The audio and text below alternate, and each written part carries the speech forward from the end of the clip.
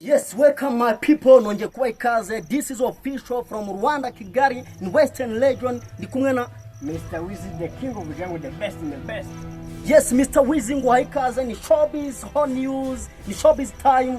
Niki kigezweho muri showbiz? Yeah, muri showbiz habarimo hagenda havugwa amakuru atandukanye. Urugero tushobora kubera ku nkuru ya umunyamakuru Ndahiro Public Television, umunyamakuru akaba yamaze gutabwa muri yombi akaba akurikiranyweho ibyaha bitandukanye. Uyu munyamakuru rero ubushinjacyaha burimo muramusabira gufungwa guhabwa igihano cyo gufungwa imyaka 5, ariko bikaba bitari byemezwa, ariko hari gupropoza ko ashobora gufungwa imyaka 5. Tukomeza rero mu Rwanda hari ibitaramo byinshi bitegurwa bigenda biba muri iyi sama tugiye kwinjira. Hari igitaramo cy'umuhanzi wamenyekanye cyane muri Tanzania witwa agezweho, mwamenye mu ndirimbo ya koranye na Harmonize yitwa Mitu, indirimbo nziza yakunzwe cyane imaze kurebwa n'abarenga miliyoni 36 ku rubuga rwa YouTube.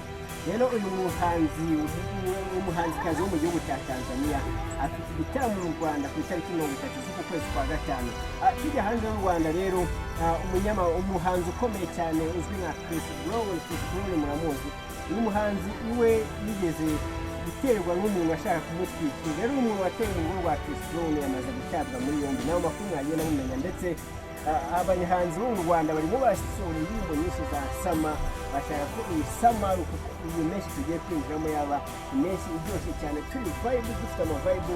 Bruce Melody yasohoye indirimbo, Kevin Kade murabizi, ndetse na Bushari ndetse na Ishkevin bafite indirimbo nziza cyane, indirimbo iri mu njyana ya gakondo, indirimbo yitwa Ikibasima, ndetse n'izindi ndirimbo nyinshi zirimo ziragenda zisohoka ziguha vibe. Yani Nepo TV official kiganiro na showbiz news. Nitwa Mr. Wizzy, mubwira ngo kora subscribe kuri channel uzabibona byinshi narungu uri kumwe natwe.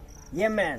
Yes, mukora subscribe ni hano kuri Nepo TV official tuyetubana buri munsi mumanura imitima munyereka ko turi kumwe hano kuri Nepo TV official. Mr. Wizzy, Astra Vista man. Sante.